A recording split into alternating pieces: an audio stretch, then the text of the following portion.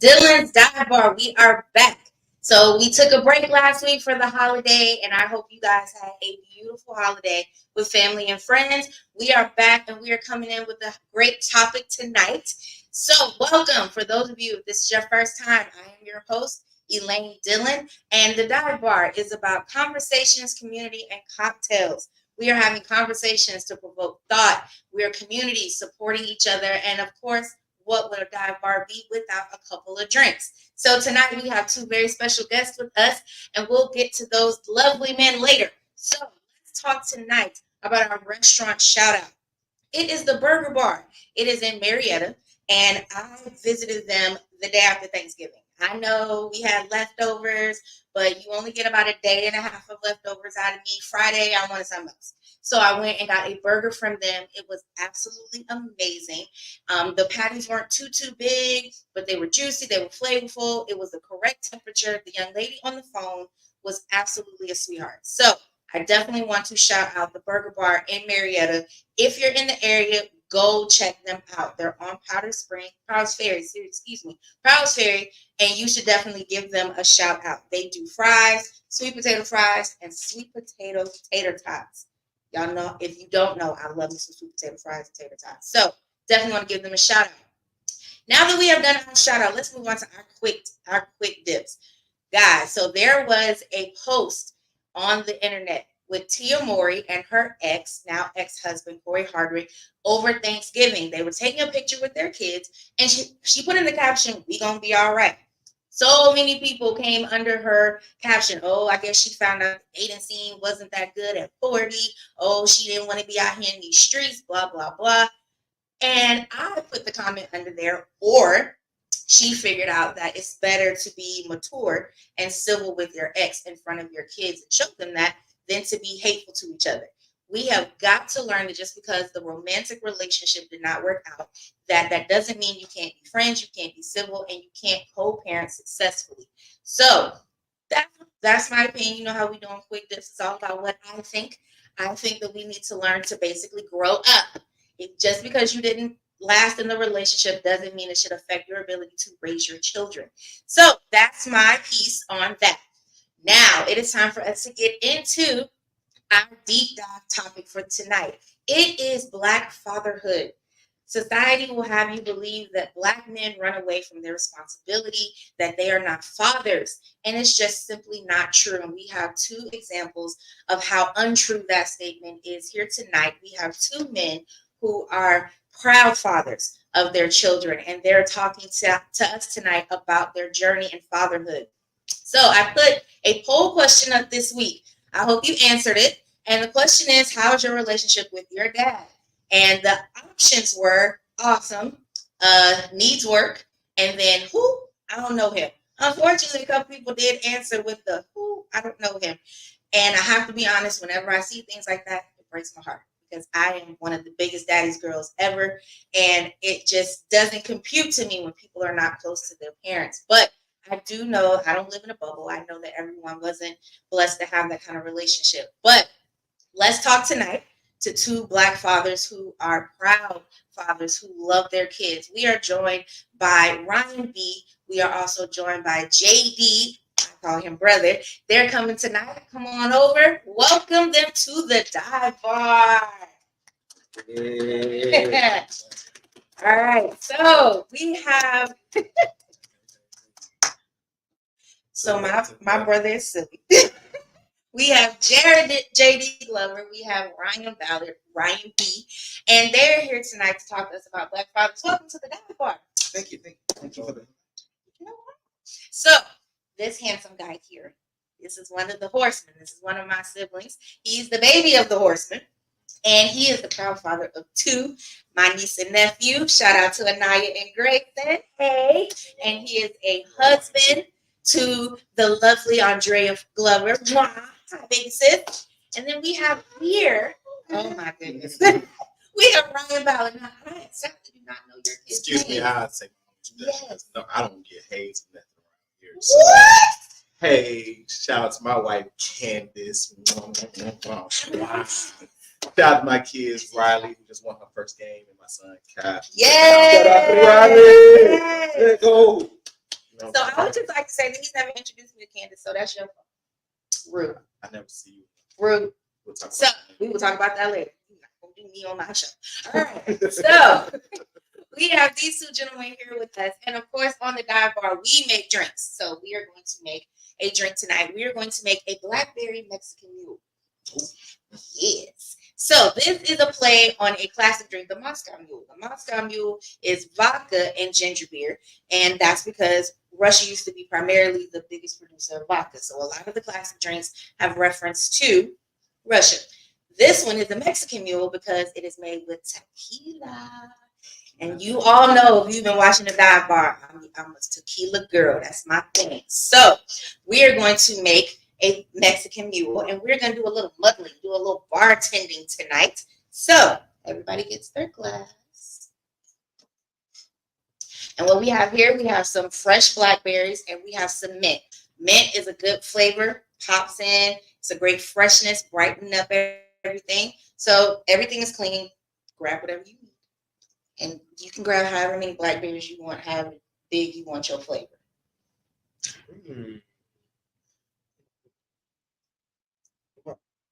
Thinking about the set. Oh, I like blackberries, so I'm a blackberry mine up. You have to pick those by hand. Yeah, because grandma used to make blackberry cobbler. Really? Yep. It's a popular thing in like South, like Alabama, Mississippi, all the good stuff like that. Like peach cobbler, like blackberry cobbler, any kind of cobbler really. But snakes used to be around them, so you used to see kind of like that spit stuff they used to do on the bushes. And they had kind of like those speed racers, snakes. Yeah, it used to be risking our lives. Risking your life for cobbler. Do or die for dessert. That's how old people used to have fun. Go ahead, look, listen, look, snake bite ain't never hurt nobody. right. Like that's the exact opposite of actually what happens. Shit actually hurts a lot. Right. Snake bite ain't never hurt nobody. It actually is. Cobras. All right. So we have a little sugar here. For those of you who've never done this before with any of like your mojitos or your Mexican mules, or anytime you want to muddle with fruit, you want to use sugar. Real sugar, granulated sugar. It helps to break down as you're muddling. Okay, so bar syrup is you don't do that. So you can put as much or as little as you want to. I like mine a little semi-sweet, not too sweet. And then we have our muddler. Now our muddlers are serrated. Okay, so this is going to help break down the mint, the blackberries. Okay, so when we're doing muddling, we're going to press and twist. We are just adding a little pressure. I know y'all have seen them on TV where they're like, yeah, all they're doing is making a mess. They're not doing anything special. So you want to muddle until you get the desired amount of juice out of your blackberries. When you do it correctly, it does not take you long to muddle. When you have a good muddler, it does not take you long to muddle and get all of the flavor out of there.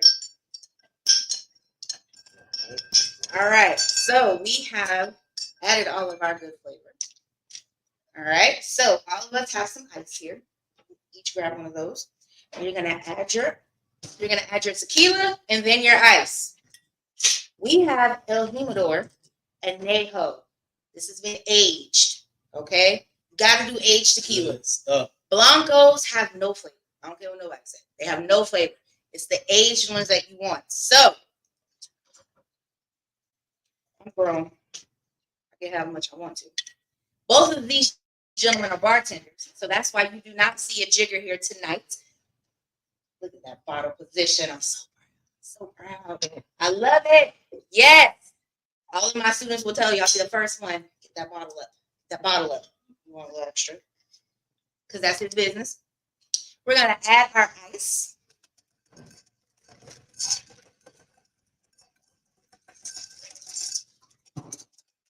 Y'all see that? Look at that. Look at that. Look at that. All right. And now we're going to add what makes this the mule is the ginger beer. Yep. Now, we got our ginger beer from, y'all know my favorite, Fever Tree. They make the best mixers for cocktails. Okay? The best. So they have ginger beer. They have blood irish ginger beer, which is so good. They have your spiced orange ginger ale. All of those are amazing. So I definitely recommend using Fever Tree. Fever Tree. So spiced orange ginger ale. Yeah, that's what I want. That's the good one. And you should try it with Jameson orange. It's so good. All right, we're going to add our ginger beer right on top. Get that fizz in there. Get our straws. Set up just a little bit, just a little bit.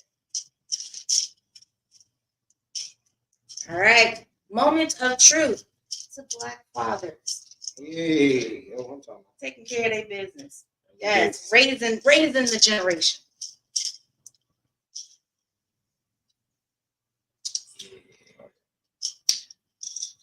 When things are naturally, thank you. When things are naturally flavored, it's so much better. That's why I don't really like the syrups. Okay, this is why we like the natural flavors. That blackberry is the right amount. It's not overpowering the tequila. It's not too sweet. It's a very balanced drink. We like balance. Mm-hmm. That is good. I love it. Oh yeah, man. So now we get now like, what's up? Right. What's But up? see, here's the funny thing. Growing up, Jared was not a drinker. And I used to tell him all the time, you should try. And he's like, no. Then finally he started drinking, but he didn't like tequila. And I'm like, bruh. So then I don't know what happened. That's kind of like a cardinal rule. He got introduced, and he's like a tequila connoisseur now. He did like a whole post on it one time. And I was sitting there like this, look at my brother. Yes, he likes tequila. Yes. But people don't realize, like, don't let the advertisement get you, okay? Don't let it get you. All right? They want you to come drink their nasty shit. All right? Don't you fall for it. Don't you do it. Okay? Don't you keep going out here getting all these clear tequilas, man. Don't you? Okay? Go get you some Anejo, get you some Reposado, right? Go get you something good, I understand, y'all want to be out in the club, we turn up season, all that. Get you something good. Exactly. Do some good some flavor. I'm just saying, some depth, some soul. That's all. That's what you want. Some tequila. Yes. You know what I'm saying? I love it. He's come a long way. I'm so proud. Yes. Now let's talk Black fatherhood. So before we can talk about you being Black fathers, we have to talk about being Black men in America. And so often on the internet, the argument in this battle of the sexes is, be a man's piece, be a man's piece. But I think the reason a lot of women are resistant to that statement is because they truly do not understand the battles that you face and what you go through. And unfortunately, they don't ask. Okay, big thing there. Don't have the conversation. So talk to us about the battles and the everyday kind of things you're faced with being Black men in America. And then let's talk about Black fathers. Well, I think my biggest thing when it comes to that is just mental health altogether, Black men's mental health. Just because of the fact of recently everybody just started getting into asking men like, how do you feel? Right. Like it just really started becoming popular. So now when you really think about it, we're talking, for some of us, it's been 30, 40 plus years of suck it up. Right. And then it's like, so now we got to dig through and actually unplug all that programming, and then actually get to the point to where we're actually comfortable in a safe space enough to actually talk. Right. So it's a place to where, we as men got to really start doing better of actually voicing that when we actually are feeling some type of way about something.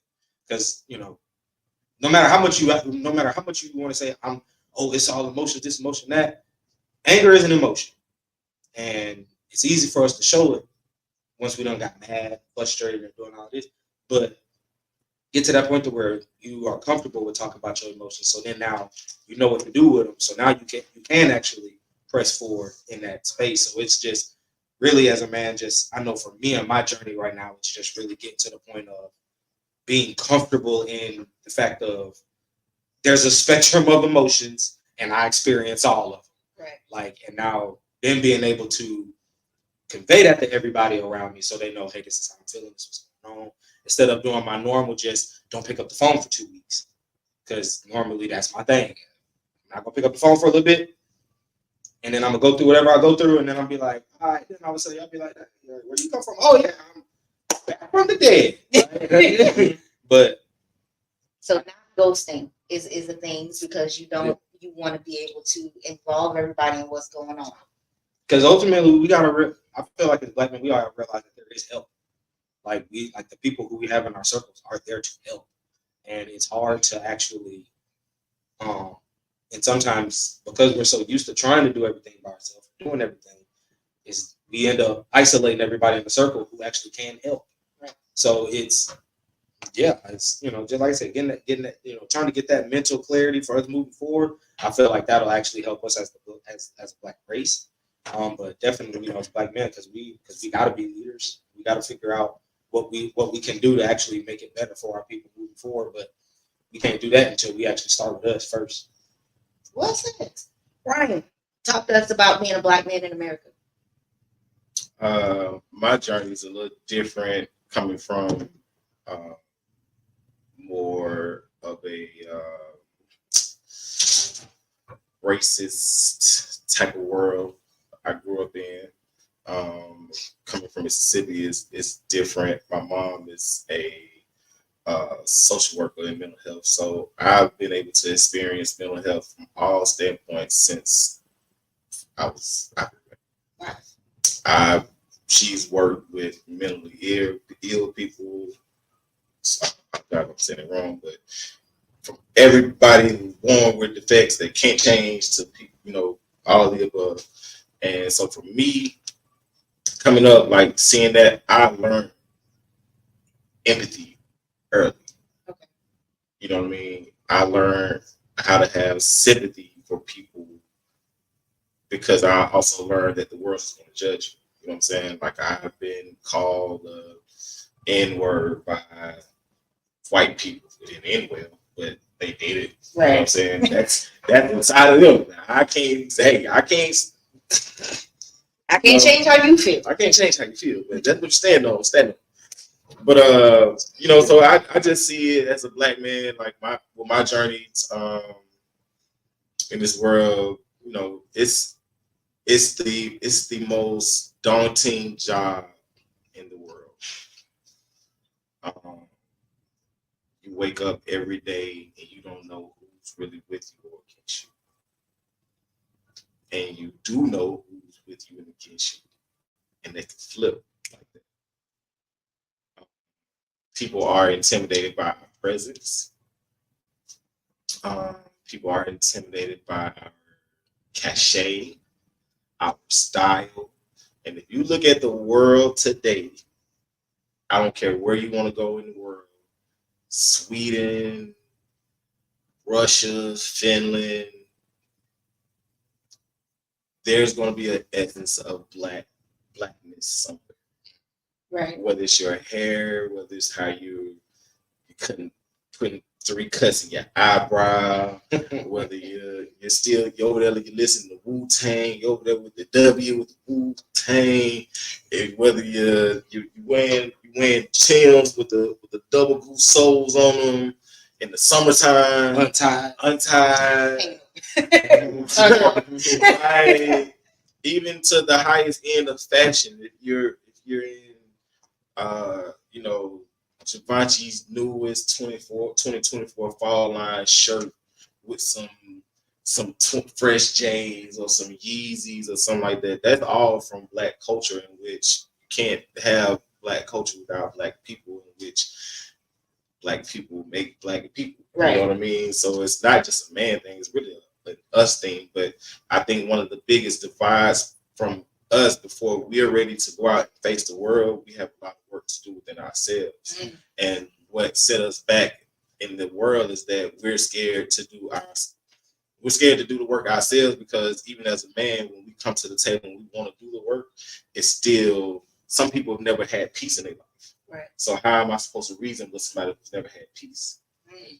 And that's amongst the world. If you look at Israel and what's going on right now, they never had peace.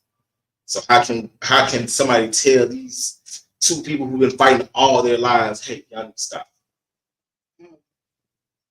Achieve something you've never had. You have to be willing to do it. And just like anything, it comes with a lot of hard work. It comes with sacrifice. It comes with, the element of growth. There are a lot of people on both sides that don't want to grow up. You don't want to grow up. Right. It's not that you're grown in age. Chronologically speaking, you are an adult. But it stops there. That's where it stops. With the rock. You know Right. what I'm saying? So I think I will conclude by saying this, that there's nothing I wouldn't trade being a black man for nothing.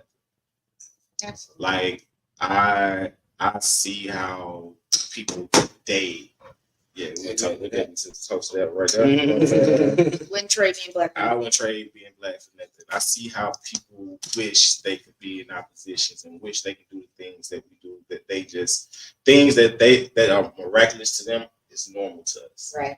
And things that are miraculous to us, it's like it's supernatural to them. That's like mind blowing. You see what I'm saying? Right. So it's kind of like we're always the status quo because we're always the punch bag for America to come and get their rocks off on. It's easy to walk out this door and Cobb County pulls up and they see a man with a hat and they say, "Hey, sir, why you?" They can make up anything just to detain you for anything. Right. It's that easy. It doesn't happen on both sides like that, but it happens. So being black is being aware. Like if you're not aware, unfortunately, if you're not aware, this world will prepare you. Like this world will hit you with that. One way or another. I remember, we grew up in Cobb County. Mm-hmm. So I'll never forget one of the guys I went to high school with. I think he's mixed. I'll just say he's mixed, but he tended to only associate more so with his white friends. And I think after he got out into the world in college and he started realizing the world, when they look at you, sees a black man. They don't see a mixed man. They see a black man. And he started changing his perspective. And when a lot of the Black Lives Matter stuff really got going, it's like he really became aware and started recognizing how the world sees him. And so he started, speaking his truth on his Facebook page and talking about how, the world sees me as a black man and it's hard for me to show that to my son without showing him such negativity. And I'm really struggling with that. I want to teach him to love himself, but the world hates you, that kind of thing. He had so many white friends that were like, "You just lost a friend. I can't believe you said that." And it's like, you have to understand our reality is different from anyone else's. And it's beautiful that you can be multicultural, that you can see other cultures and, want to learn about them and embrace them. But at the same time, we have a totally different experience from everybody else because not only are we the ones that are constantly copied, but we're constantly criticized. And that's hard to see. Yeah. You see yourself in being copied, but at the same time, that's ghetto. Can't believe you put that on. And somebody else puts it on. It's like, that is innovative. The fragments that have been put on black people just by saying ghetto. Right. Like, just the terminology of ghetto means black. Right. Like, the color black, it's like, when you go back in history, it was made to be like this darkening evil or something like that. So it's kind of like you got people thinking we were born in dark. Like, right. You see what I'm saying? Like, what's wrong with that? It's like black is the ultimate. It's the ultimate color. Like it makes everything. It's in everything. But you have to want to open yourself to see what you have to open yourself to see what you haven't seen all your life. So you have to unlearn a lot of things that you're being taught as well. And we have to do that as black men too, because we're taught a lot of different things and stuff coming up and it's cool with this, it's cool with that, that's cool. And then when you kind of get over it, you just be like, that's not cool at all. That's not cool at all. That shit. the hell is you talking about? That's why you still in the same situation. You know what I'm saying? So hey, you got your 60s and 70s and 80s, but I don't. But you don't ever judge nobody for how they want to live. If that's really how to congratulate. Maybe this is the point in your life where you want to be at. You may just want to do nothing for your life. Right. You may want to stay in the dark. You may want to stay in the dark for. I'm gonna go out here. Get in the light. Go get in some traffic. Right. But you doing out in the line, baby. You with some traffic. But that's what I'm gonna do. You know what I mean? So don't ever let anybody play you like this black thing ain't real. You know what I'm saying? But also just know that if you're black, know the rules to being black. Oh, okay. So, question: rules to being black. Yep. What's rule number 1? Realize that you're black. Realize you are black. Yep. Okay, so rule number 1 to being black is realize you're black. So And I think your mixed friend, he should realize he had to realize it. Yep. Black. I got a cousin the same way. I had to make him realize. Black. I was like, hey, bro, I love you, bro. I swear to God, I do. I was 13 when I told him this. I said, "But police pull you over, You black. they're not gonna say, hey, do you have a white mom or dad? They're gonna say, nigga, get out of the car, You're in the dive bar. brother." That's what they're gonna say. You know what I'm saying? They're not gonna call you brother. That's what they're gonna say. So that reminds me of Toy Story when Woody tells Buzz, "You are a toy.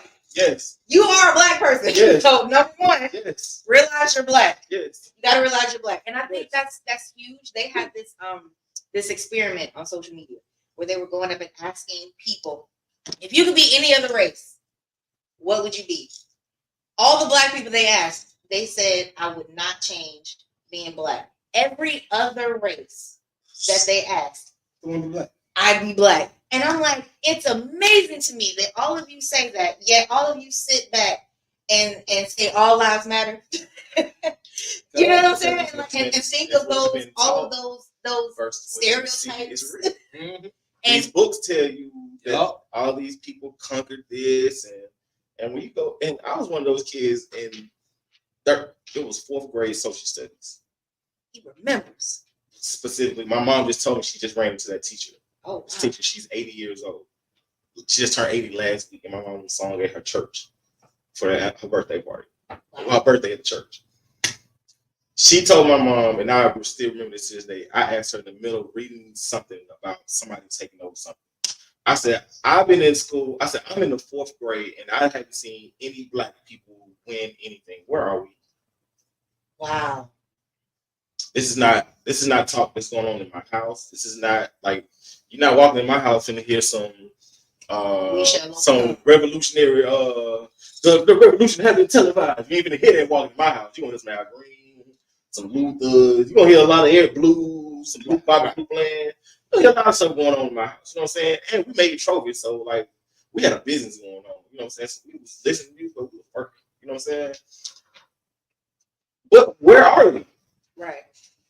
I had to have a child go to school for 12 years to take a class 1 year to realize that we had people in this world before 1960. Because your Mima, you know your Mima, that's the oldest person you know in your life. Are you serious? You know what? I'm just drinking that right now because that's not ridiculous to get. Rule number 2, remember rule number 1. You're black, okay? But I think that's important where we have to teach ourselves and each other and our kids to critically think. Yeah. You know, like don't just accept what's being given to you. Don't just be like, oh, you know what? You're right. And see, so there it is. So for me, you know, I spent a little more time on the east side than you did.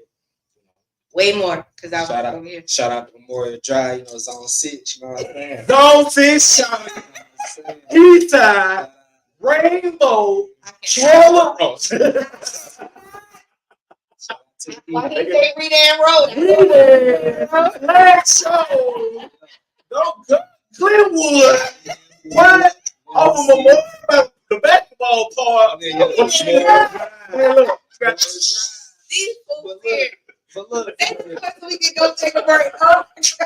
Coming to roll. All that. No more tequila, but you know what? I would never deny people But being out there, when I went to Stone Mountain High School for my freshman year, like it was really eye opening because it was like I actually, first of all, my social studies teacher, shout out to Mr. Alameen, he was pretty much a revolutionary militant guy who was teaching Black kids social studies. So through what he was showing us from, and then also shout out to Ms. Weaver, who was at Griffin Middle School, but that was over on South Cobb Drive. But she was also somebody who marched with Martin Luther King back in the day. Wow. So as I got into my teenage years, I got to be around a lot of people who were just proud to be Black. Yeah. And it was just like, and they were able to actually pass that off, because then it made me start realizing like how far we came, what we've done, what we've done from the time from slavery to Jim Crow up to now, and even now up to now, right?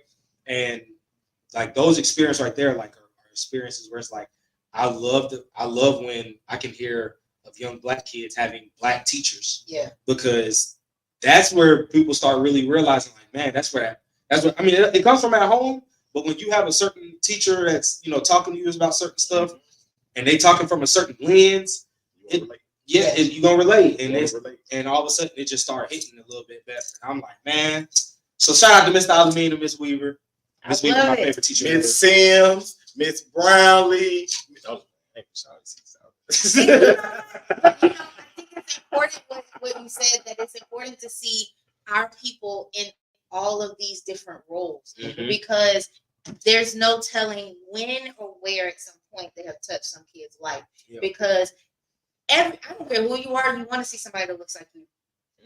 You don't want to be the only person in the room that looks like you. And I think that's super important. So we are going to be right back. We're going to take a quick break, but we are talking with Ryan and Jared about Black fatherhood and what it's like being Black fathers in America. We're going to get more into that when we come back. So stay here. Don't leave. Get your drink. After We'll these be right messages, back. we'll be right back. If you don't know that.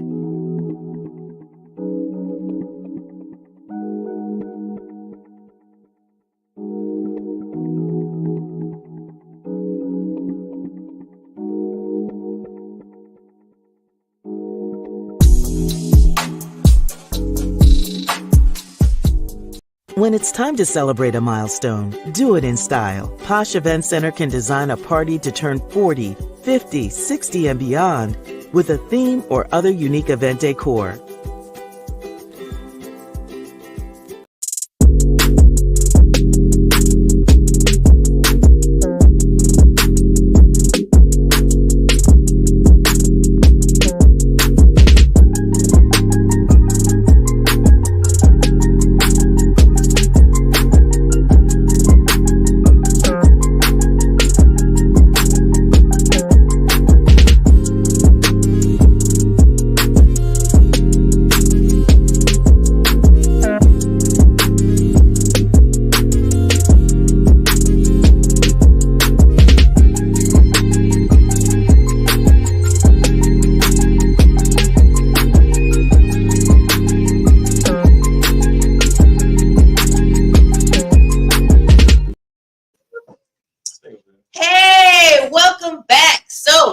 Dylan's Dive Bar, and this one over here getting more drink.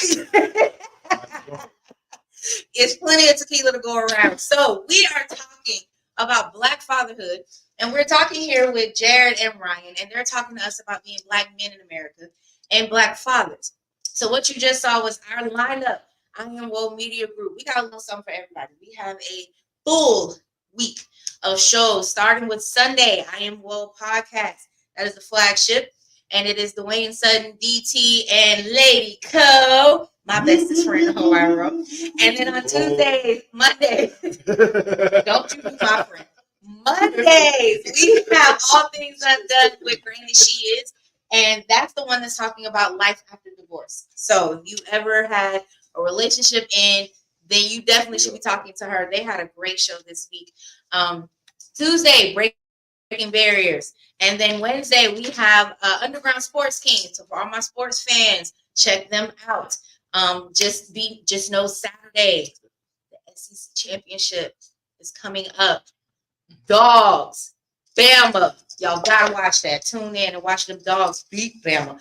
Then we have Thursday night. We got the Core Queen. We got Dylan's Dive Bar. Roll all the way home.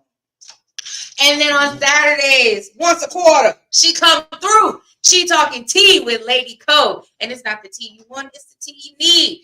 And she has a great guest coming up, guys, on December 16th. Is Chris Nicole. Her sister is coming through talking about the book that she wrote. And guys, I got a little sneak peek at the book she did. And it's BYOF, Bring Your Own Faith. And it is a great, I got a little sneak peek. You know, being best friend and all. It's good. It's real good. Bring your own faith. And I think Christina is, oh Lord, Christina is one of the best people to talk about that. She's had an amazing journey the last year. And I can't wait to see where she goes next with that. So we are talking with these two silly gentlemen here about Black fatherhood. So let's first talk about, Ryan, how old are your babies? 19. 19-year-old baby, Lord Jesus. 19 and 11. You don't look old enough to have a 19-year-old. I'll be 40 January 22nd. Wow. Welcome to the fabulous 40s, y'all. No black don't crack it. Let's smoke it. Yeah.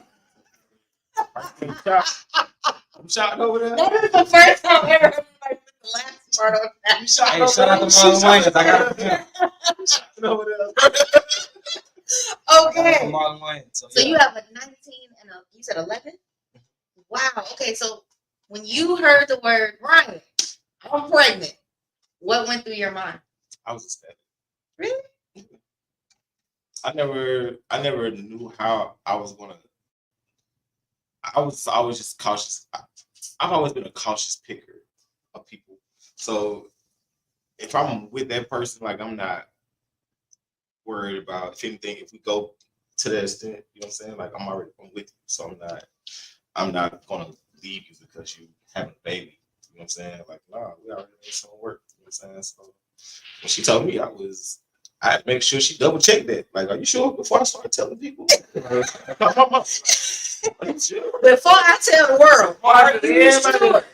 You show for sure. You sure about this? 'Cause look, you know I gotta call. If I gotta call, don't call nobody else. I gotta call one person. You know what I'm saying? Because your mama better not hear about that in the street. Let me tell you something. Miss Debbie hear that and hey, but he know mama. So he know mama. She's a black mama. No black mama want to hear her child business in the street. Still, my mama. I'm still waiting on my cat She come down fish. next month. So you hear? So hey, my He mom. threw that out. She's one of the strongest women I know. Like she does to this day, she does hospice health. So now it's like you gotta think about you seeing people on their deathbed every day. Mm.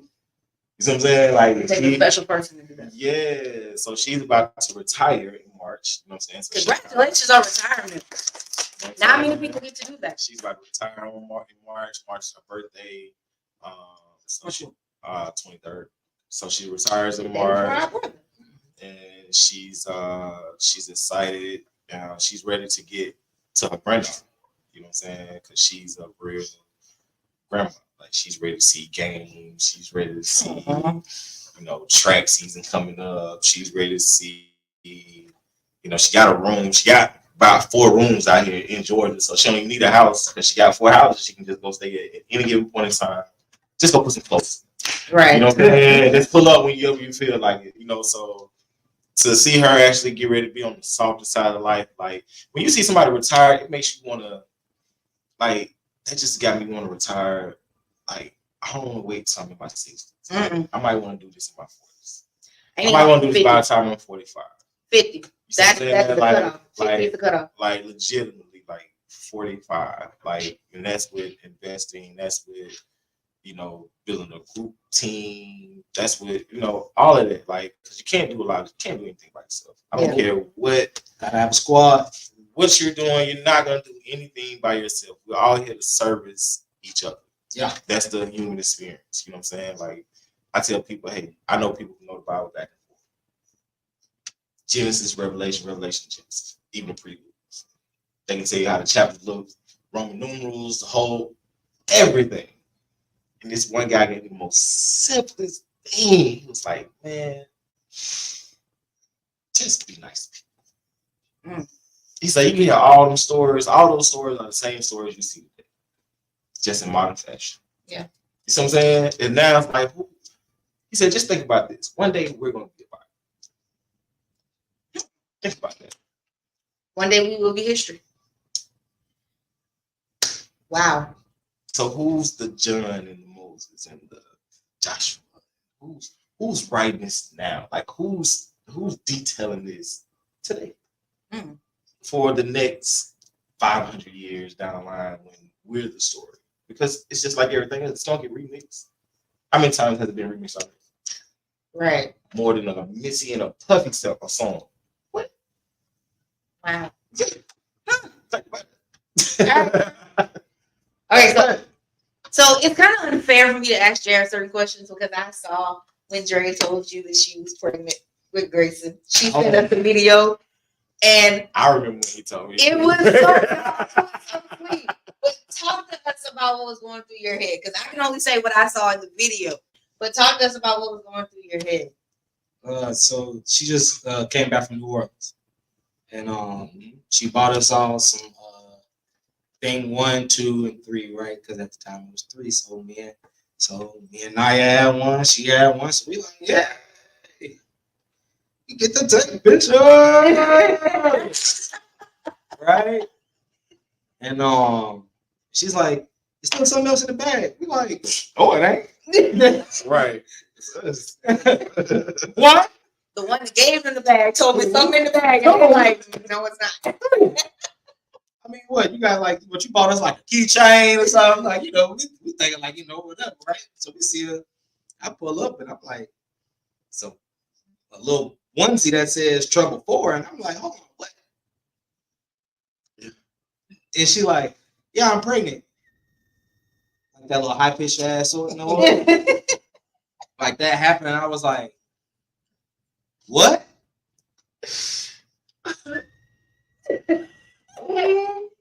And I'm like, for real? And then like literally at that point, man, I just started crying. I was like, dang. I was like, I'm finna get my boy. And from that moment on, I literally spoke into existence Grayson Alexander. I said from that moment to the time that they told us that it was a boy, this is a boy. His name is Grayson Alexander. He's named after my grandma because, you know, rest in peace, Grace. You know, so, and then he's also, and then he's a whole, for real. Oh yeah, but he's a whole tribute baby all over the place. He's a tribute to my nephew because he got my nephew's middle name, Alexander. Shout out to Cam. Like, and then so like I mean like, listen, I remember when he told me the friend call. See, that's the call we don't talk about. Talk about the man to man call. Well, tell us about the call. Listen, he called me. He was like, "Hey, bro, what you doing?" I was like, I remember, I'm like, man, I'm just sitting here, you know, working on the beat. You know, what's up, man? Working on something. Man, I got some crazy to tell you, bro. I'm like, what's up? Talk to me. Like, dog, you ain't gonna believe this, dog. Lord Jesus. Ryan is at this point, like, spit it out. What is it? And I'm a big homie. So I'm like, hey, bro, tell me what's up. Nah, dog, you just ain't gonna believe this. I'm like, bro, if you don't tell me, right, I will hang up. What's up? John is suspended. He was like, nigga, we breaking it up.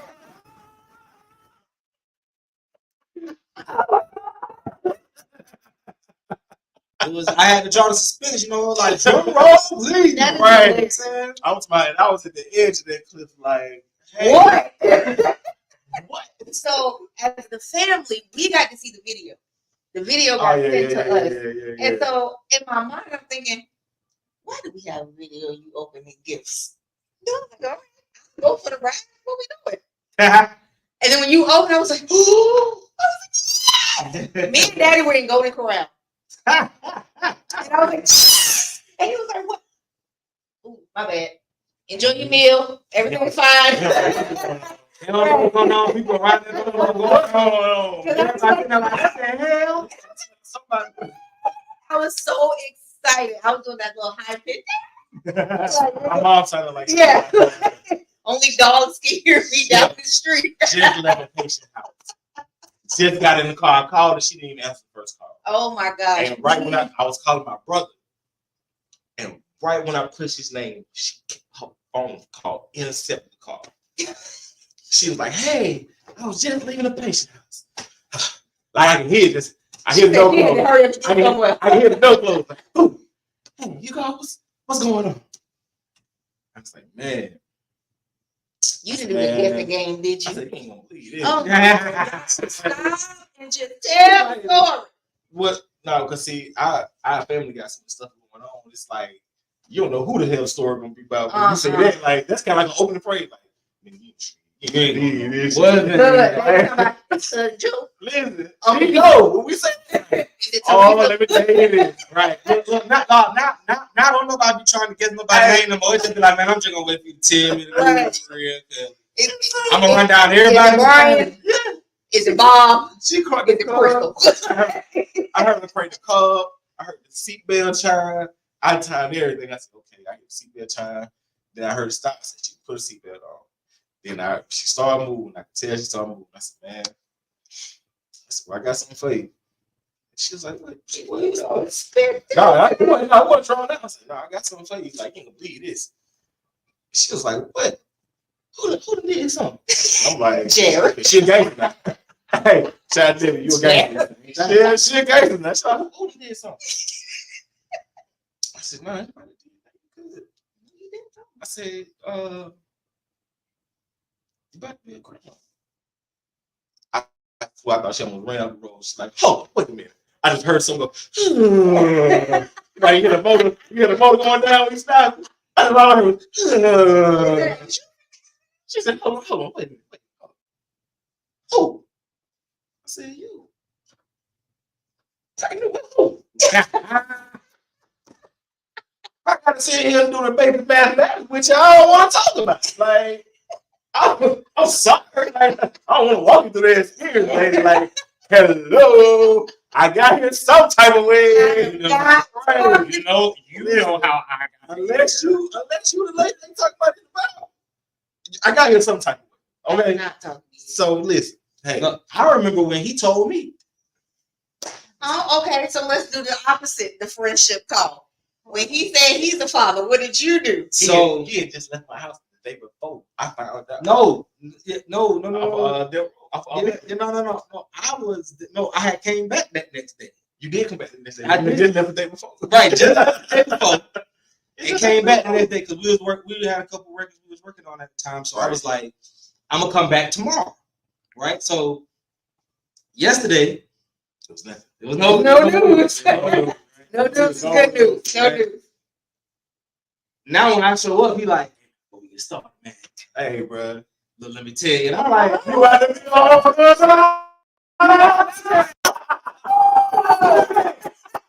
I said, but hold up. You want to hell? You ain't tell me yesterday. He didn't know. I'm like, oh, okay. I'm gonna say, because you don't let me sit over here for 4 hours. Right. Making meats and writing books and shit. Yeah. And you ain't gonna tell me nothing. Yeah. Right. He was like, nah, I just found out. Literally right after you left. Literally right after you left, dog. She Aww. called like, hey, you sit down. I'm like, what else the fuck am I gonna be doing today? I'm sitting down. I'm like, what you think? I think I'm already doing Richard Simpson.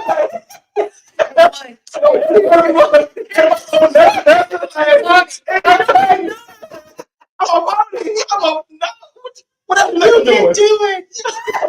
Yeah. Where? I'm a real nigga. Like, what I'm doing here? I'm chilling. Chilling. And she's like, oh, okay. All right.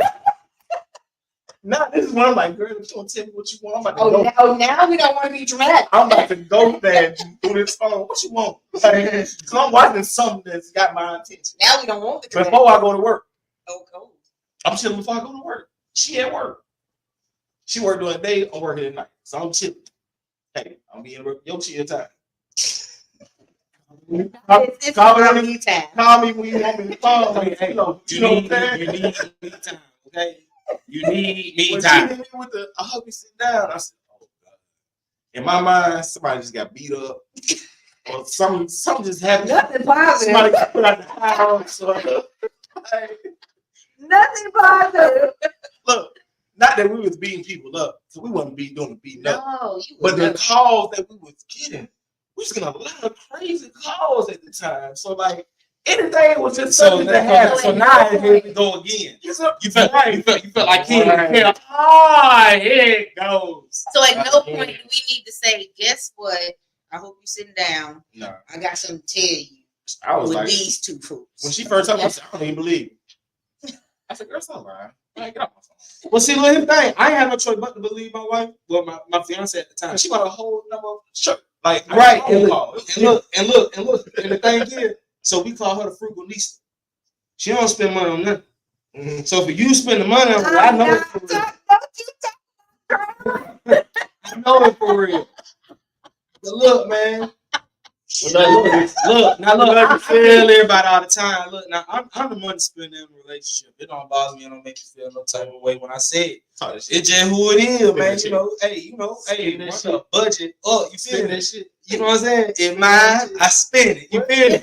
So, that's why I'm glad I got somebody like her. Look, I can promise you, I can hit the Mega Millions tomorrow, right? I can hit it tomorrow. And the only thing she gonna do is she gonna go from going, cause she a huge thrifter. Like that's her shit, right? Like she love thrifting.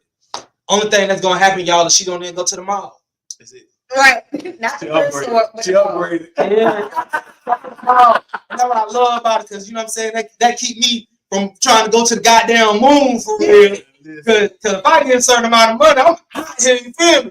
But she gonna be like, Hey, come back. I'll be like, okay, you know what, you right. A giraffe is a little much. My bad.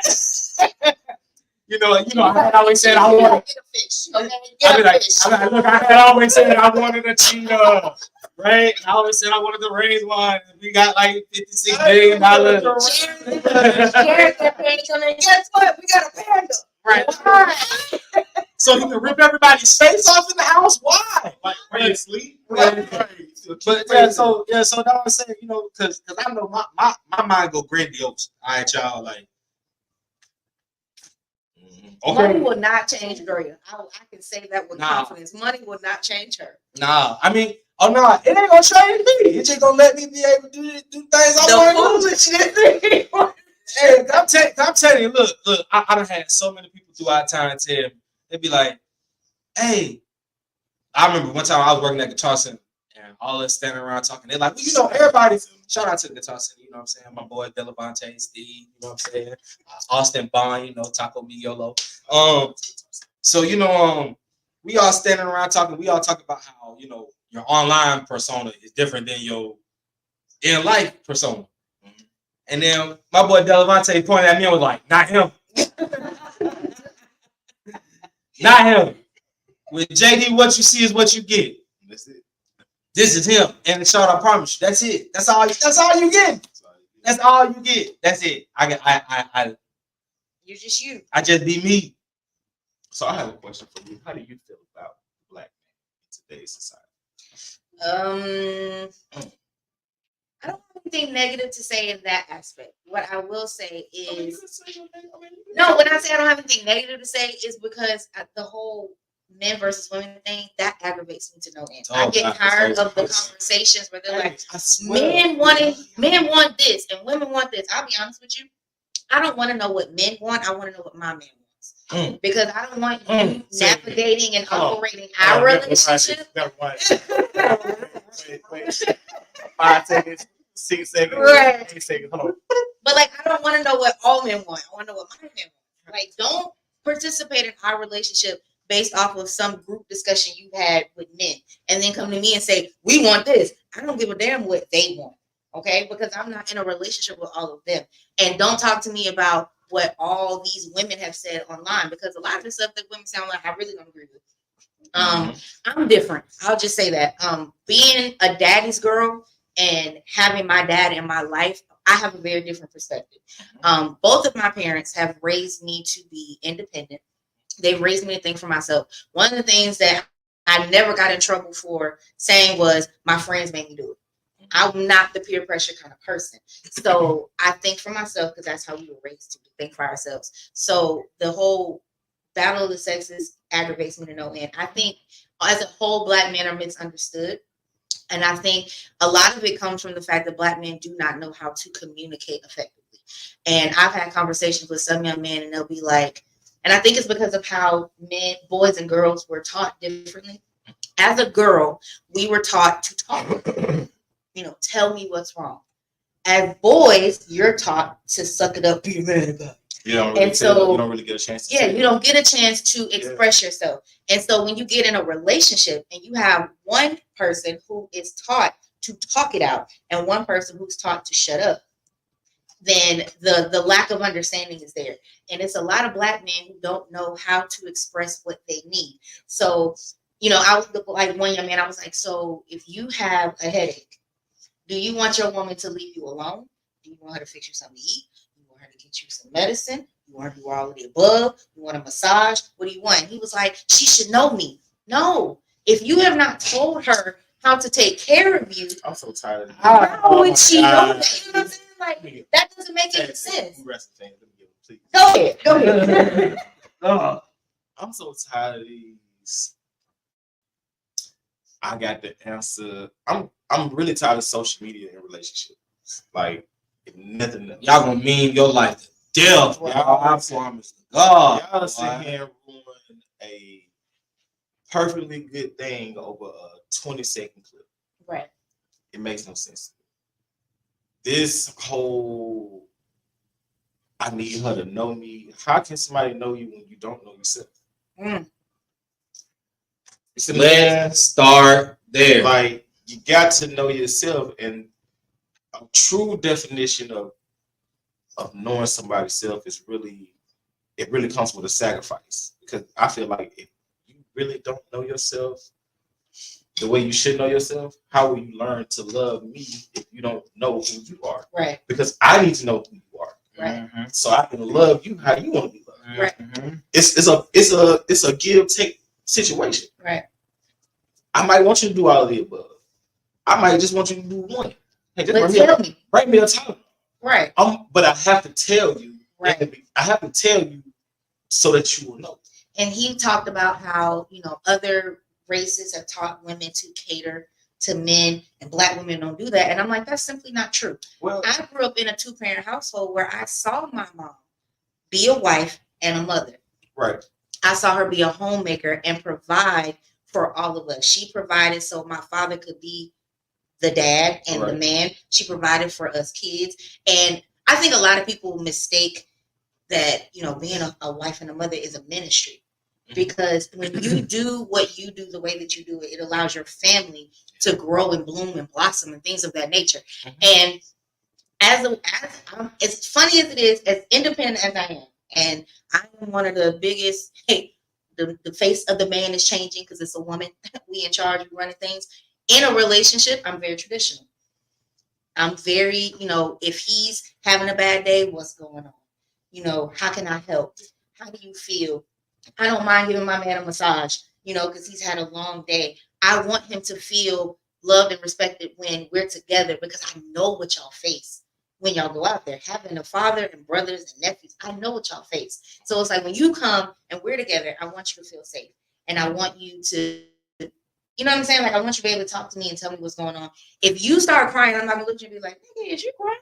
I'm going to look at you and be like, I want to make you feel better. You know what I'm saying? I don't want to make you feel bad because you're having an emotional moment. I want you to know that it's safe for you to have that with me. And he's like, you don't have that, with Black women.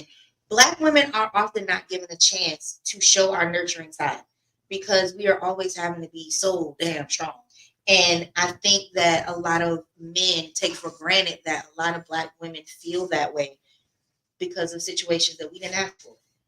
I can guarantee you 98% of women who wake up every day do not wake up thinking, I want to be a baby mama, and never have a relationship with the father of their children. You know what I'm saying? Like, they're not thinking I want to be single the rest of my life. You know what I'm saying? And I think that situation makes a lot of women hard. And a lot of times they are afraid to show the softer side because they've been taken advantage of, they've been lied to, they've been tricked, they've been hurt. And it's easy for people to put that shell up. and protect themselves, because you know what? The last time I had it shell up, everything went awry. And I'm not trying to have that happen again. Are men and women judged by their choices the same? I'd say no. Wait a minute, hold on. Talk. So I'm Jared Glover. I got 2 kids. 14-year-old daughter, 6-year-old son. Shout out to little mama, wife G. You know what I'm saying? See, we finna go into some male-female stuff. We have to talk about black dads. Okay. So we're gonna go on break. And when we come back, we'll talk about fatherhood. He's right. We should talk about that. But we're gonna go on break when we come back. All this men and women stuff doesn't lead to fatherhood. So, Well, you know, you are right. It is.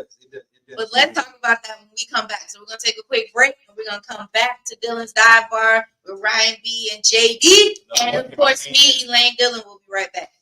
With another drink in my hand.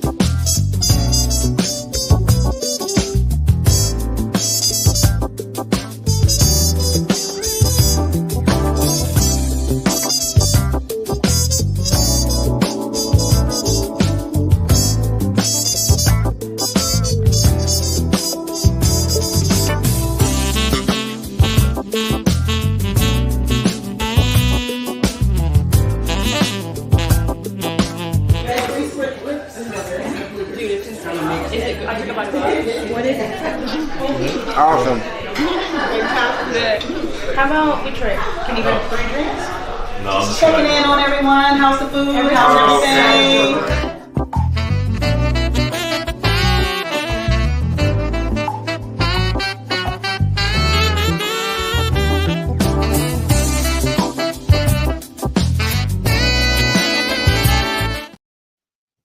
Hello, welcome back to the Dive Bar. So the video you just saw, that is LV Magical Affairs. They are going to be catering a Dive Bar Christmas. So we are doing a Dive Bar Christmas next Thursday. It is the winter finale of Dylan's Dive Bar. We're going to close out 2023 with a bang. It is going to be a live podcast broadcast, okay? So you're going to come to the Limelight Theater downtown, and you're going to see your girl on stage live and in person. And one of our audience members is going to get a chance to come up on stage with me and make a drink. We are also going to have catered food by LV Magical Affairs. We are also going to have... Are they going to bring the smooth jazz? No. No, they're not bringing the jazz. They're bringing the food. We will have all that jazz bartenders in the building. If you've ever had us do an event for you, you already know we come with it. We have some amazing bartenders. I'm super proud of my team. They always come. We the best. Who? Yeah. So all that jazz, I love them. Shout out to my people, and I'm about to work them in December, y'all. We about to get into it. It's the holiday season. It's time for us to make it happen. Yes. So make sure you come out. A Dive Bar Christmas. It is the live broadcast. First time we're gonna have a live audience, and you're gonna get to see the podcast in person.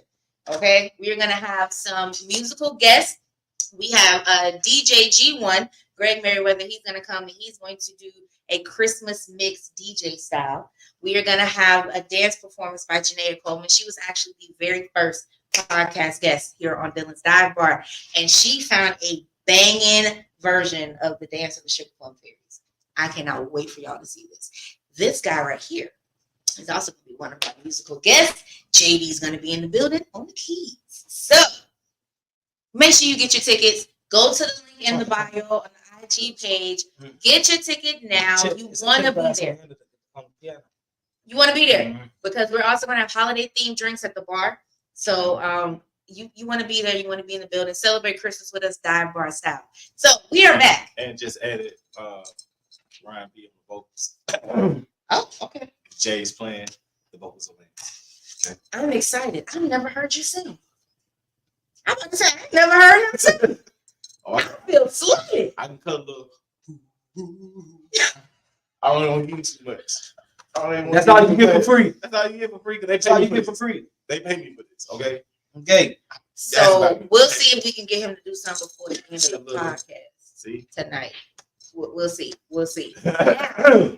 All right. Whoa. Do we have any questions that popped up in the chat before we continue on with our conversation?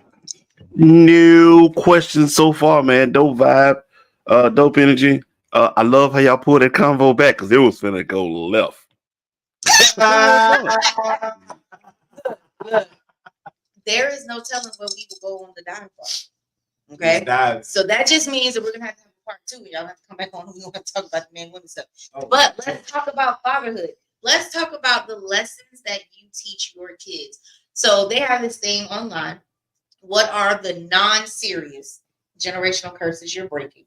And one of the ladies was like, we got McDonald's money. I'm not going to tell my kids we don't have McDonald's money. Other lady said, I don't do that. You can get something when you go in the store. You know, I don't give them the speech. Don't look at nothing. Don't touch nothing. You ain't getting nothing. Gerson ain't listening no way.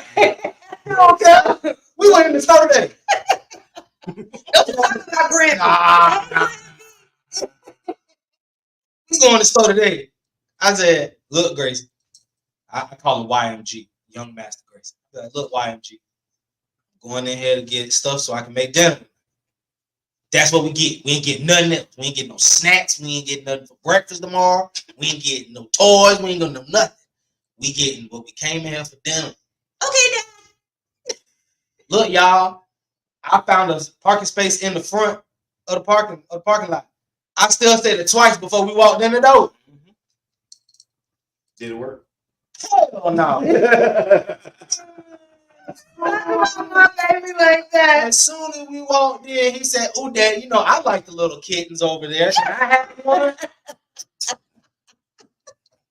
Look, he said you ain't getting no food. He said you ain't say nothing about No, food. I said we ain't getting that. Well, it's just a little stuffed animal kittens. He said you ain't say nothing about pets. Yes, I did, because I said I ain't getting nothing else but what's for dinner tonight. That was it. I said I ain't getting nothing else. I ain't getting nothing. He heard nothing else food related.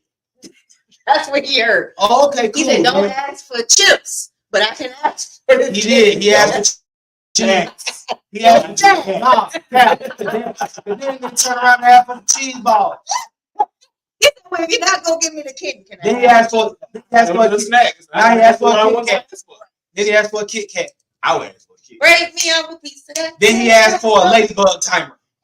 What? A what? A ladybug timer. What is the ladybug? It's the timer that's a ladybug. He asked for that. Like a clock? Yes. So while we was cooking, we could have a timer. He said, "Don't burn his Let me justify it. Just about it. Like, no. He said, y'all got to stay on task.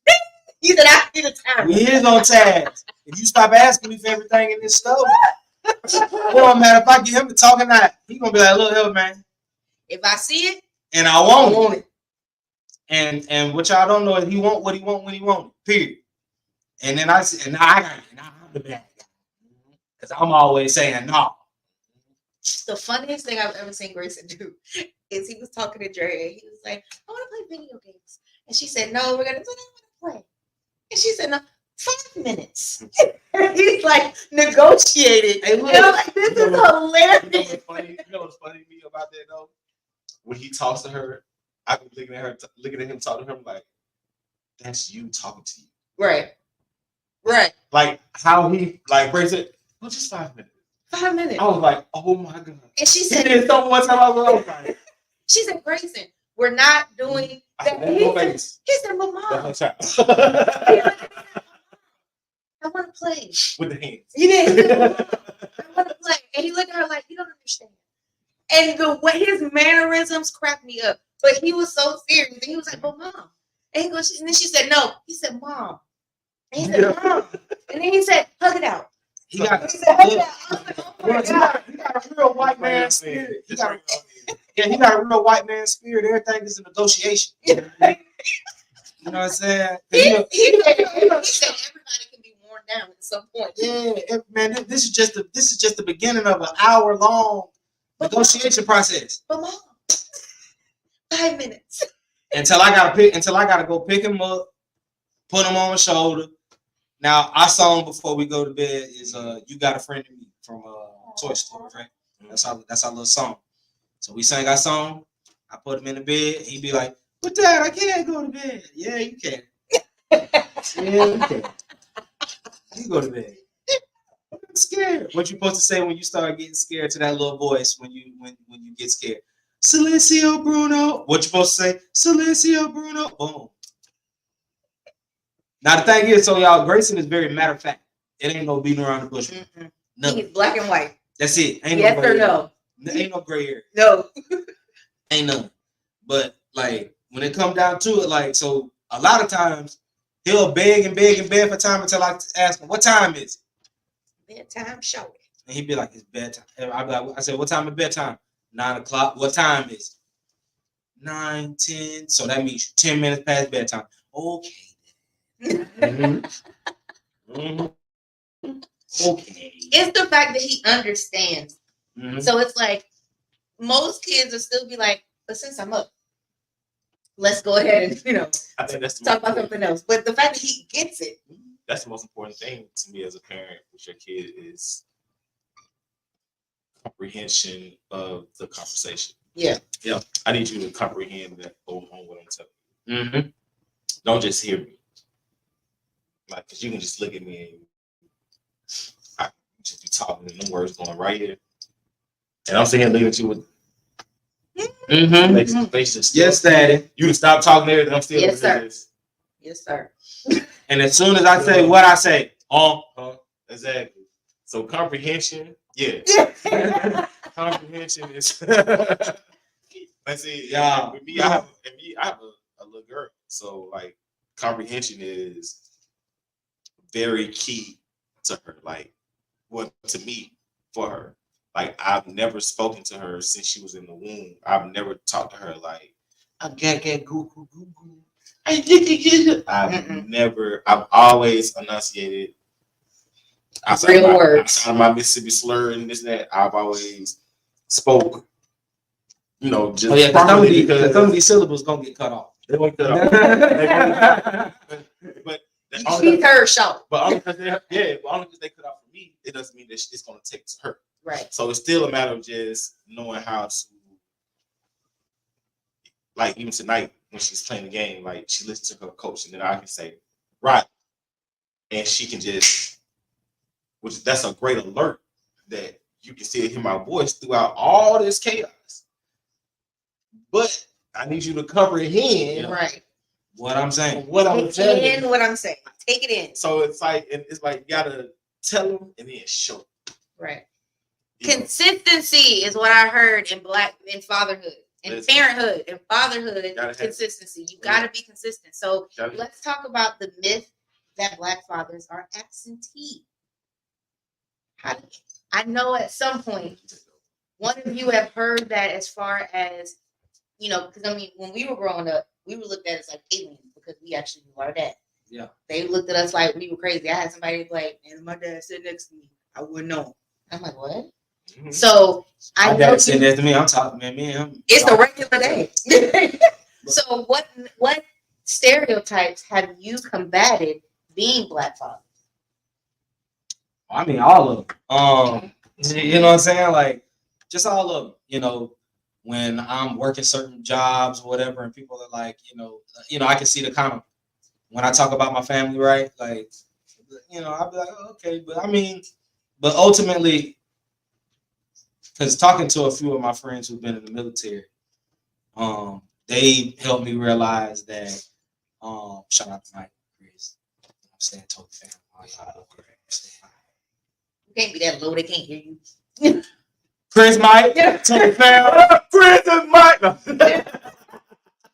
People can't hear you. He said, "I went low." Say it with your chest. I went a little. I was going into deep when you're talking about. But they kept it like, because I remember one time they was telling me about how they were in basic training, and one time Chris said he seen this one white dude staring at this black guy. I mean, just like Creepy. not Like, never seen him. because he's never seen one before.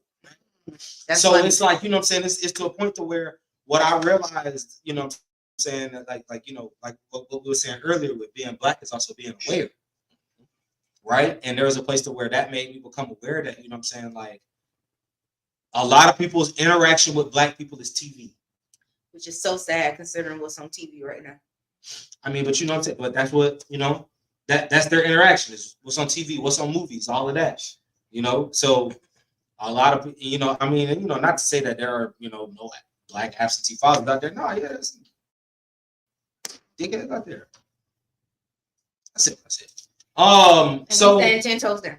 yeah, so what I'm saying, like, but when it comes down to it, one thing that I've always said, that no matter what, is my kids, unless God take me from this planet, my kids gonna know my face, they're gonna know who I am, we gonna have moments. They gonna know, what I'm saying, I'm gonna be the one to either wake them up or put them to bed. One or two. I'm gonna be the one to drive them to school, whatever it be the case. Because it was just like, nah, I'm not having my kid, where they like, oh, I ain't see my dad, I don't know where my dad at. Nah. I knew that the woman who was gonna have my kids was gonna be my wife.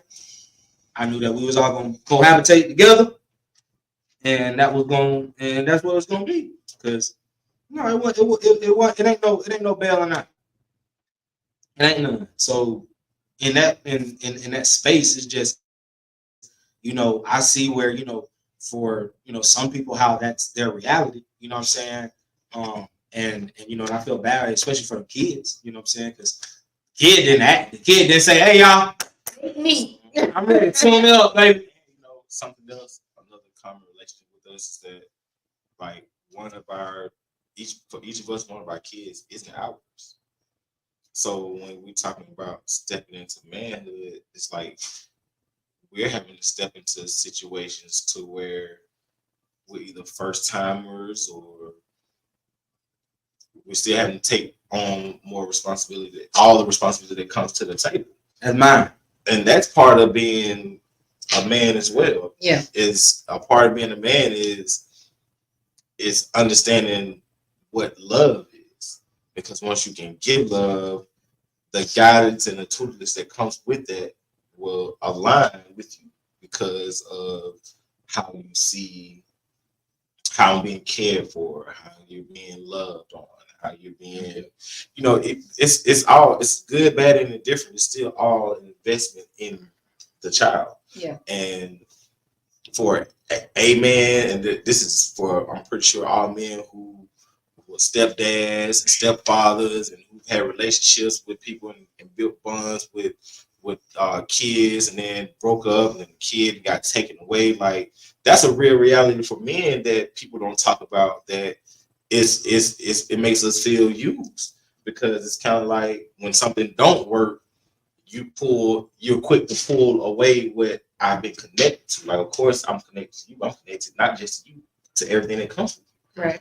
You see what I'm saying? Right. So it's like obviously the person who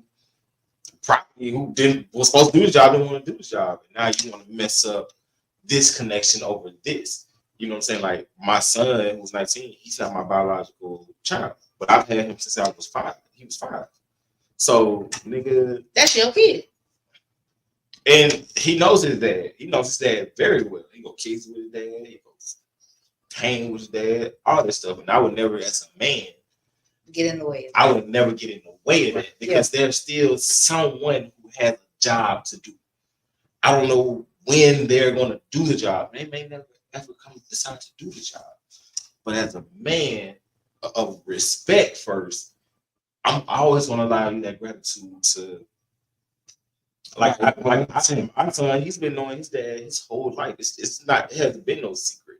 It hasn't been no, I think, well, maybe your dad or let's make up a story or something like that. It ain't been none of that. And I've been in a situation where it was like, let's make up a story. Like, that's crazy. Right. But that's wild. But that's real. Wow. Like, she wanted to X a nigga out her life for her child's sake because it was pure toxic. Like, it was toxic. Yeah. But she still eventually went back to the toxic. So that then goes back to what I was saying earlier, like, the choices. Sometimes it's about the choices we make as men and as women. You can still be a great choice to have if we have a child together, no matter relationship. You can still be a great choice because you could want to be a mother. You could be ready to have the child, bring the child in the world. You could have an understanding with the father that we're gonna grow through this and see what this is. If it don't grow to nothing else, that doesn't mean you have to make his world live in hell because that's a choice between both of y'all. Right. We have a responsibility in which we're investing in. I'm gonna communicate with you. You're gonna communicate with me, and our personal lives are still gonna be personal. You can still move on to meet the next Mr. Right. You can move on to meet the next Mrs. Right, or whatever the case. If you don't have some type of underlying happiness for the person who has your child, then that just goes to show like you really have to rate yourself, man or woman, to see who you really are. Yeah. Because the village they talk about, they're gonna become a part of that village. You know why? Because the child will become so lovely. The child will sweep mom with feet. It ain't even about you no more. Right. You like this is cool. But now I light up when I see you. I'm like, hey, babe. I see the baby. And you trying to figure out what's happening there for me. You see what I'm saying? This is over. But that happens to guys there are a lot of guys who want to have that child and who are willing to take on whatever you got to try to get their own. Because some people as men, we always been like to build and to nurture and to plant. Like it's in our DNA. It's sad to say, but that's what we know. So it's like even if we're going to do that, we still want to do that with responsible people who are going to help see this thing all the way through. We don't need it can be a lot of less baby mama and baby daddy drama if people knew who they were. But there's so many people who are just into the moments and the one-nighters and the this and that and thirds to where they still don't know understanding of who you are, to whereas if something goes south, you don't know what you'll do if something goes south. I know exactly what I do if something goes south. That's the difference between us. If you don't know what you'll do, that's gonna make this a messy situation. Right. I know exactly if something goes south, I know exactly what's about to go down. Any given moment. I don't care where I'm at. If something goes south, I know exactly what's going to happen. All right. So we had a poll question this week. How is your relationship with your dad? Now, it's kind of a cheat sheet because I kind of know how your relationship is with your dad, but the audience doesn't know.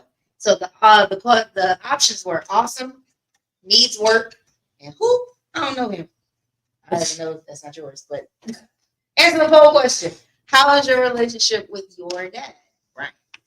Well, the guy who raised me from the time I came out the womb till I was 17 died my relationship with him before he died was amazing. And the guy who birthed me and who blood I had, who I look like, who I get my skin color from, all that same shape head and all this shit. My relationship with him is just is what it is.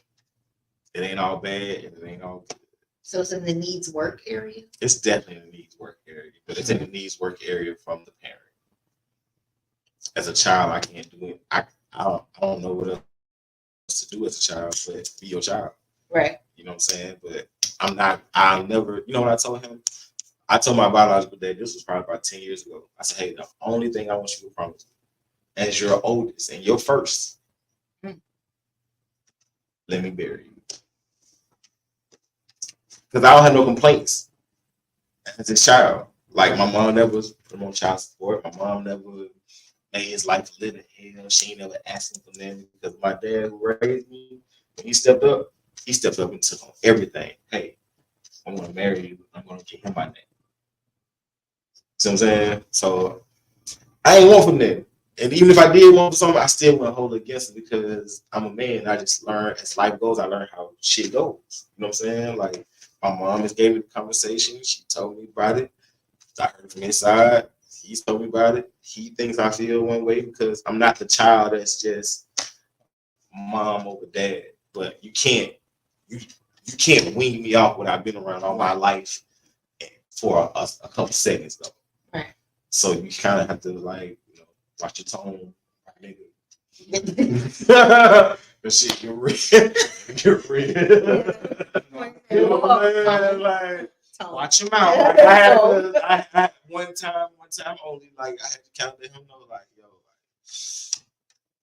hey, you see that lady right there? Hey man, Don't cross that line. I don't know what y'all, I don't care what y'all past is like outside of me. But anything in this current day, you gotta hold that, keep that to a minimum, or you'll see why I'm part of your blood too. Because I am you too. Right. I'm not just her. I'm you too.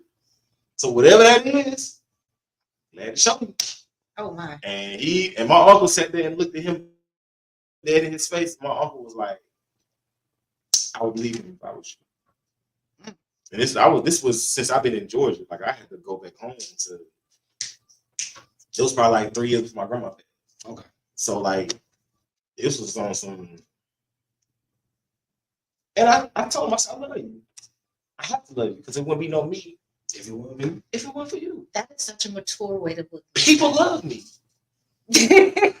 People fucking love me. You know what I'm a very cool dude. People fucking love my energy. I love to give them my energy. I love that I am the way that I am. Since the first day. We ain't started fucking each other since the first day. And we over 15 years in. And That's crazy. we ain't miss conversations. Niggas move across the country. We still talk. So good. Once a month, every other month, whatever the case, all that shit. Because I am who I am. I stand on it. Yeah. As a man, that's one thing you do kind of have to learn how to do is just kind of stand on your word. And my friendship isn't for sale. I like that. You either got it or you don't. Period. There's some creme de la creme type shit too. You know what I'm saying? So yeah, it's very exclusive. This the words of the macho man, it's the cream of the crop. Cream of the crop. The cream of the crop always rises. It's the ginger of the beer. I can never let neither one of you fools. Ginger of the beer. You sir. Talk to us about your relationship with Daddy. A1. And I know whenever I need anything, whether it be advice, whether it be just I think the biggest thing of being in California that I really missed was what I got to do during the playoffs, just come over and watch a baseball game with them. It was one night, wife out, daughter watching my niece's kids so she can go out. So it was just me and little guy. And I was like, man, I'm gonna go get us some pizza. And then I'm gonna go over to Pop House and go watch the Brady game. For the last 6 years, that was one thing that I had genuinely missed, being able to go to a baseball game with Pop. So as soon as we got back, first thing we did, literally, I got back on Friday. On Tuesday, me and Pop was at the game. at the game. Took little dude with us, so he got to go to his first ever like major league event. Yeah. Which was like absolutely hilarious. It was. Because he was just like, what is going Why going on? on? Like, But he was loving it. He was dancing and eating ice Why cream. man, y'all, when I tell you I wish I was 6 that day, my dad said, hey, like, so, you know, my dad sees a ticket holder to the Braves, you know, boom, you see the ring. You know, I'm Captain Atlanta, so, you know, I got to represent, you know, I got the hat on, I got the ring on, you know, That's all the time. I got a ring with a B on it. you know what I'm saying? So, so we there. My dad, you know, so since my dad sees a ticket holder, he took us to all this, like to all his favorite spots that he stopped at on his way to his seat. Everywhere we there stopped at, they gave this boy something. They gave this boy something. We stopped at where he get his popcorn. They said, "You want some ice cream, little man?" He said. He looked at me. I said, "You want some ice cream?" That's always the verification. They always gonna look like, you want something? He wanted to say yes so bad, but he was like, sorry. He's like that. I was like, "Yeah, you can have some. Which one you want?" Of course, he wanted cookies and cream. You know, that's my boy. Right.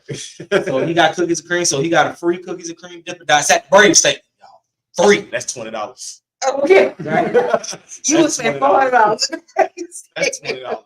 We go stop by Pop's actual place where his seat was at, because our seats was in a different place than where they normally at that time.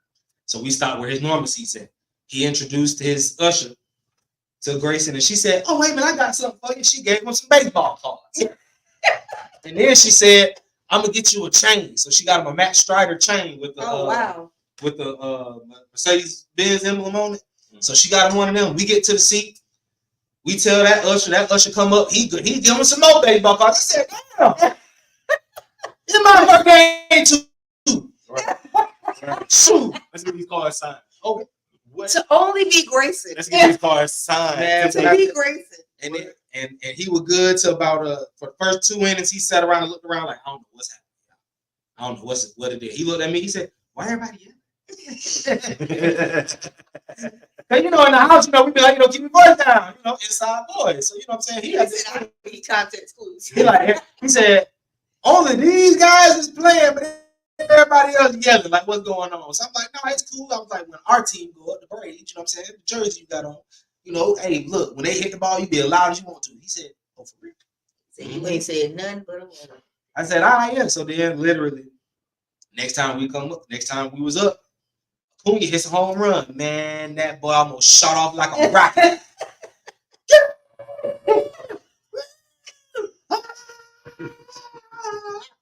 Man, when I tell you, he was lit. But by the time the 7th inning got there, game was already in hand. We was playing the Angels. Game was already in hand. Man, this thing I know he was sitting there doing like this. He said, I'm fun out. Man, I put him on my shoulders while we walked out because I didn't want to. Because y'all know if you got kids, you know when they tired out, if you just holding their hand, you finna have to drag them to that car. And if you hold them like this, all this is gonna hurt. Oh, that's gonna hurt. So what I did was I said, "No, you know what? I'm gonna wake him up, so I'm gonna put him on my shoulders." So I put him on my shoulders.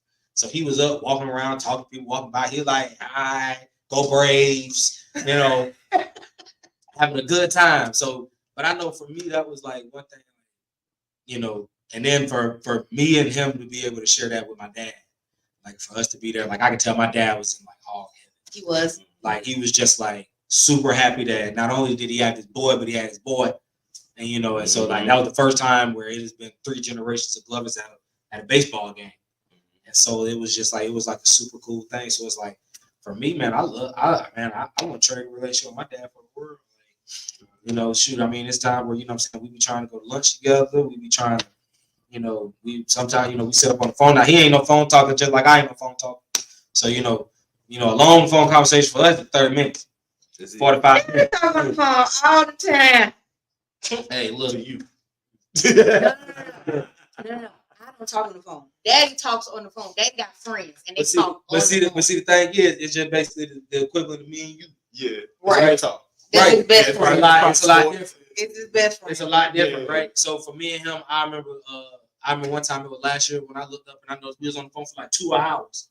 And I was like, dang, You was in California. He missed his boy. Yeah. I was like, man, on the phone for 2 hours. God damn, we done talk about baseball, basketball. He don't even like basketball. Nope. He don't even like basketball. We're talking about Jared. right. So that's it. So he talked about basketball and certain things because you know what I'm saying because he watched ESPN. So he know whatever they talk about, whoever they talk about. That's what he know about. Other than that, man. But you know what? I'm bound and determined to take him to his first Hawks game. He would probably go for you. I'm bound and determined to take him to the first Hawks game. I'm Go for him. gonna probably look up and see when the Lakers come to town, so then we can go to the Lakers. Cause you're post on the tickets. Oh yeah, cause I gotta go. Man, what? Man, I went to my first Laker game this year. I went by myself. By yourself. I went by myself. Out there or here? Out there. Okay. That was my first time ever set foot in Staples. I don't call it crypto. That's Staples. And I was sitting in the 200 section, like low 200 section. So I was sitting pretty close. Man, that was like sitting under because I've been to a Clippers game, so I done seen the arena when they dressed the arena, and you know it's cute. But It is not how they do it. yeah, man, it's cute. You know what I'm saying? You know, we hanging selfies up. You know, everybody. You know, have some picture. Yeah. Whatever. Such a jerk. I was thinking about getting Riley some Atlanta Dream tickets. Oh no, bro! Hey, bro, let's get some season tickets, bro. That's why I'm on the float. That's They like 320 a seat. what I'm saying. So we're gonna bring it back. Alright, so we have great relationship with the father, and then we have an understanding relationship with one father and a great relationship with the other father. Is that what I'm hearing? All right, so let's talk about what you want your kids to learn from you. What's one of the things when they think back on their dad? What's one of the things you want them to always hold close to them? Oh, that's easy for me. Your daddy always right. Always. Daddy is always right. It's what he wants his kids. His dad is always right when it comes to his child. And my kids know that Daddy always gonna find out. But on the other hand, it's just gonna be, you know, go get this shit. Yeah. Like no matter what, no ifs, ands, buts about it, go get it. You know, the only thing I'm charging them to do is to go be the dopest person they can be in life. That's it. I ain't teaching my, you know, I'm sorry if y'all feel like this is a bad thing, but I don't teach my daughter to be a wife and a mama. But in the same token, I don't teach my son how to be a husband and a dad. You know what I'm saying? Like I teach them to go be the dopest person that they gonna be. And if you want to, you know what I'm saying, go have to take somebody else, you know what I'm saying, and bring somebody else in your life, then cool. But ultimately, if you also decide that you don't want to do any of that, and you want to just go be the dopest person there is that you can go be that. And that's the only thing I'm charging them to really go do in this world is go be the dopest person you can be. And that's going to make me proud. And if you do that, I'm happy. I love that. I like it. So, right now, we'll just say there's a man who just got told he's going to be a dad for the first time. He's watching y'all. Y'all have been raising kids now for at least almost 10 years now. I mean, yeah. So, we got 10 years. We got, 15 years? Give that dad, that new dad, that expecting dad, give him advice. Love him. Don't ever stop. Don't ever let nobody stop your love for your child and your family and what's important to you. Even that child mother can hold a certain spot in your heart and stand on what you stand on for that mother so she can be the best person she can be as well as that child growing up to be who they need to be. So just love them and enjoy it. And all the things we think about in our head, do that shit. It's fun, I promise you. Thanks. Listen to me, guy. This is going to be the most fun, scariest ride you have ever been on in your time. It's going to be great. It's going to have times where it's going to be amazing. It's going to be times where it's going to suck. But at the end of the day, keep showing up for that kid. And I guarantee you, all you got to do is, like you said, all the things that you think about, go do it. Go love them, right? This is going to be the fun, scariest thing you ever did in your life. But it's going to be a great thing. It's going to be a great ride the whole time. And I promise you, you're going to love it long when you get to a certain point. you know. But man, enjoy every moment, because I promise you, one day, you know, like I said, is, you know, I don't know if y'all ever watched Modern Family. Yeah. But he said something on there one time that was just like, man, it's crazy. Because he said one day, you know, I get this baby and I fall in love with this baby and it's laugh and all this, right? And he's like, and then when that baby walks out of the door one day, this little kid comes walking in, you know, and they got the cutest smile and laugh. And it's right. And that kid walks out the door one day, and then this bigger kid comes in with the best questions and all of that, right? And he goes through all of it, because I'm telling y'all, this it just gets to the point to where it goes fast, and it's a lot faster than you think it is. So enjoy every single moment with it. I made myself a promise that because I don't remember last time I do remember last time I picked my baby girl up. She was 13, and that was me just picking up like, nah, daddy still got you. But with my boy, I done made it to where I said I'm gonna pick him up one time every day because there's gonna be one day where it's gonna be the last day you're gonna pick them up. Yep. And that's it. And there's a certain place to where, since I don't remember with my daughter, I'm pretty sure it might be one day where I don't really remember with my son. But I know for a certain fact that every day that the Lord allows me the strength to do it, I'm gonna pick my boy up every single day, just so I can have that moment of, it's my guy, it's my boy, you know. But you know, love him, cherish him, you know what I'm saying, and cherish every moment. Be present in the now while you also trying to prepare him for the future, because you know, at the end of the day, as a dad, you got to prepare these kids for when it's your turn to pass on. When you move on, you got to make sure that you make people ready to handle this world and this life without having you around. Mm-hmm. And so if you do that stuff right there, you be all right. 5, 10, and 11, I still pick her. Just because she might fall asleep in my room, sleeping on my side. I might have to scoop her up. I might have to make her stand up just so I can get a good grip. Yeah. Yeah, but she 5'10". She 5'10". You know what I'm saying? So she one of them. So, but it don't mean nothing to me. Nothing. Like your height don't mean nothing. Nothing. Like, because when I clip my throat, your eyes is on alert. Like, exactly. It's like I need you to be. Like when my daughter was born, it was me and her a lot in the morning. Like the first half of the day, about 3 o'clock, just being her. I taught her how to eat, feed herself. Mm-hmm. Like I taught her independence. So like the way she is now, she know how to go in her room. She can be off to herself. She's almost like an only child. So we have so much in common. I'm like, you have a brother, but your brother your brother love you big, but he trying to be like, hey, Daddy's in the building. Hey, Daddy. Dad in the building. Whoa, what did Dad have to say? What Pop's got to say? What's up, Pop? Dad He say real fatherhood means be present, be available, and be willing. Fact. Yeah. That's so fact. Yep. And as I can honestly say, as a 40-year-old, he still does it. Like he never did that whole, oh, you're 18, boom, bye. Yeah, like he's never stopped being our dad. And I think it was funny. I think I was a teenager once, and I called him and asked him for something. He was like, "What do you think I got it?" I was like, "Your daddy." Your daddy. That's it. And that was the only answer I have from him. I'm like, "Your daddy," and he fell out laughing. It was like, a part of him was kind of thinking like, "Girl," but then he was like, "Okay."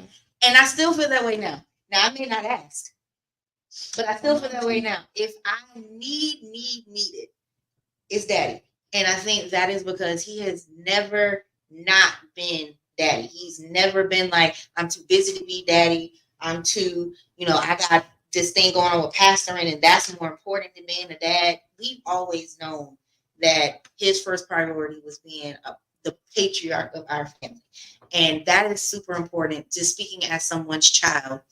Love y'all. Oh, I love you too, Daddy. Love you too, Pop. Hey, we love you too, Pop. Like, and people like, I'm the biggest daddy's girl because of that. Because he has. Oh, Courtney loves you too, Daddy. That was Courtney. I wrote that. Oh, oh, we like you too. He even shows up for his extended kids. We like you.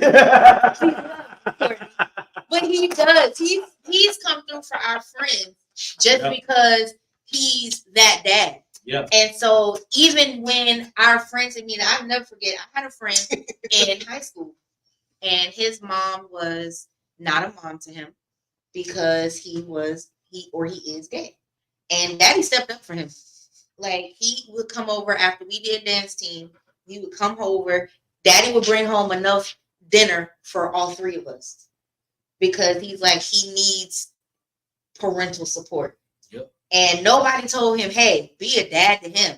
Act like a dad to him. But the father in him could not see a child not getting love, not being supported. And he could not just be like, oh, well, it ain't my kid. And so he's been a dad to even people who were not his responsibility. Just our friends. Because I remember The village. Yeah. Go back to that village. Yeah, because man, I remember when he took in my boy Jay, R.I.P. Jay. You know what I'm saying? Like, it was, you know, we was older. Yeah. You know, like we were in our early 20s. You know, he just seen that, you know, my boy just needed somebody else. He needed some help. My dad jumped in, and it was just like, it's like, man, for me, because there was a certain place to where while Jay was here, I always felt like God kind of charged me to take care of him. I was just kind of like, you know, that's like for me to kind of be like a big brother and like really like look over him. And the fact that Pop really kind of like helped me do that, it was one of the things where it was like, you know, man, it's, you know, I've always seen a man be present. Like you said, you know, I've always seen him be present and be there. Because whenever we've needed him or somebody we've known needed him, my dad's always been there for it. And it's been like, you know what? That's, you know, when it comes to, you know, trying to, you know, fill those shoes to my kids, I'm like, man, Shoes are like this big. man, I'm like, them some huge shoes. Like, but, you know, I think You're doing that. I tell you something. My grandfather to my dad told me, don't hurt your feet wearing shoes that's too big for you. Just make sure the ones you wear they're stylish enough for you. Think about that. And as a man, we do that. Yeah. Like, even with my dad, those 17 years, I seen more in 17 years than people see in a lifetime. Like, from family business to we had 12 schools on the contract, making trophies. We had a softball field behind our house, tournaments from Easter Sunday to Labor Day weekend, every Friday, Saturday, Sunday. When I say clockwork. This was for years. Like 2 or 3 trips to Chicago a year, trip to Texas a year. Like, he got to go see his brothers. And so we gone. We got it. But when you get to put in a song, when you come from nothing, you learn to hunt a little more. And when you come from something, you just want a little more. They both have the same effect as far as getting it. And I can't, God bless there, I can't be Sonny. That man's name is still ringing bells today. When I go home, they see me, little son, I'm like, I ain't even worthy. I'm just a son. I ain't worthy. But a lot of people's last memory is me. He took me everywhere. Yeah. I'm finna go over here, let me go find some friends to help me build this fence for these cows. We got over here. I got on 5 acres. I got to put a fence on 5 acres. Like, you talking about seeing dudes for a week on your land. Mama cooking food for everybody. It ain't just one person. It's everybody. Mama still wants some catfish. Oh, she coming. She be hypocrite. You know what I'm saying? She be hypocrite. You know what I'm saying? For sure. But yeah, don't hurt your feet trying to, you know what I'm saying, wear shoes too big for you because you look crazy. So, guys, it has been a pleasure talking with you about Black fatherhood. So here's what we're gonna do, because we got some more stuff that we're gonna do. So we're gonna do an after show, and then we'll post it later. Because I'm just that person. Because I can't. It's Dylan's dive bar, and I can do what I want to do on the dive bar. So we're gonna sign off, but I do want to thank you guys for coming in and talking about your journey with fatherhood. And I hope that this was something that helped someone else who is on the journey of fatherhood, someone who is searching for their father, trying to figure out ways to mend that relationship if it needs work or anything of that nature. Guys, thank you. I want to see you guys next week. Limelight Theater, a dive bar Christmas. Dylan's Dive Bar is going live audience, all that good stuff. I want y'all to be in the building, y'all. Come see your girl on stage, okay? So we will see you guys next week. And hear these vocals. Hear him play, hear these vocals, see me make drinks. Y'all know how I do. I'm gonna be saying light skin. I'm I cannot. light skin. Guys, I love you.